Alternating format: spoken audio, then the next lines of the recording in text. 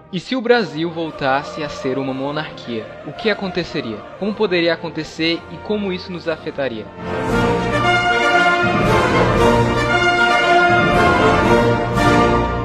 Sim, para aqueles que não sabem, o Brasil já foi uma monarquia. Era o Império do Brasil. Essa era a bandeira, e esses foram os nossos dois imperadores, ou reis. Vocês devem estar se perguntando, tá, mas por que iríamos voltar a ter reis e rainhas? Por que algumas pessoas querem tanto que isso volte?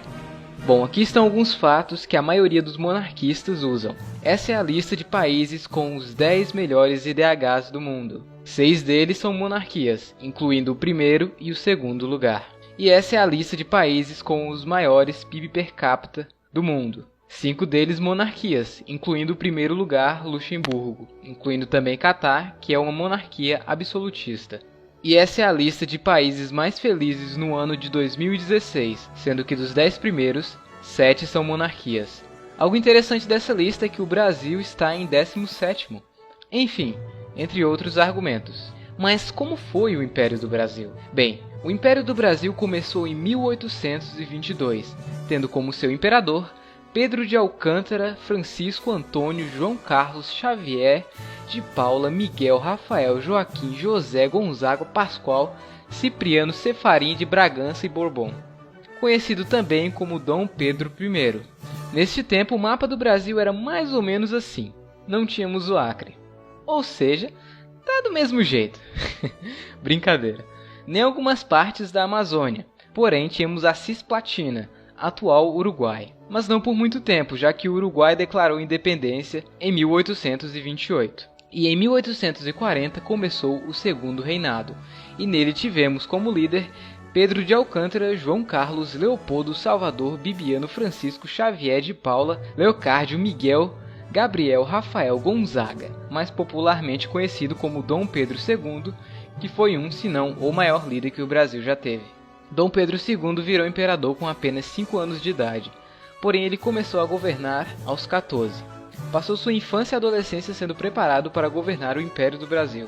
Em sua infância, ele teve poucos amigos de sua idade, porém com isso desenvolveu um amor pela leitura. Além disso, era tradutor, falava italiano, inglês, francês, alemão, espanhol, latim, hebraico, tupi-guarani e também poderia ler grego, árabe, sânscrito, que é uma língua da Índia, e franco-provencial, que é uma espécie de dialeto falado em algumas partes da França, Itália e Mônaco. Durante o governo de Dom Pedro II aconteceram muitas coisas importantes. Houveram desentendimentos com a Argentina, que na época era controlada pelo ditador Juan Manuel de Rosas. Alguns historiadores afirmam que Dom Pedro II foi de grande importância para o fim dessa ditadura na Argentina, pois tinha cabeça fria e sabia o que fazer. Além disso, estreitou as relações entre Brasil e Uruguai, para evitar crises.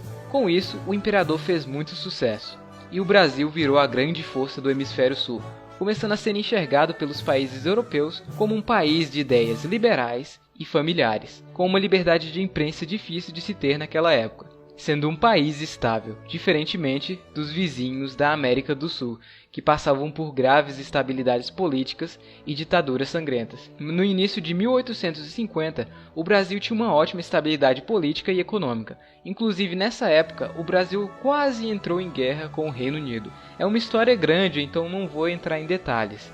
Mas para quem se interessar, o nome é Questão Christie.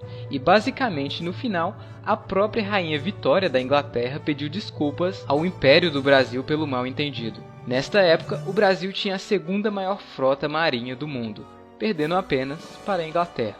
Além disso, houve a Guerra do Paraguai, que durou cerca de 5 anos. Após essa guerra, foi proposta a construção de uma estátua com a imagem de Dom Pedro II, como comemoração da vitória. Porém, ele preferiu investir o dinheiro na construção de escolas.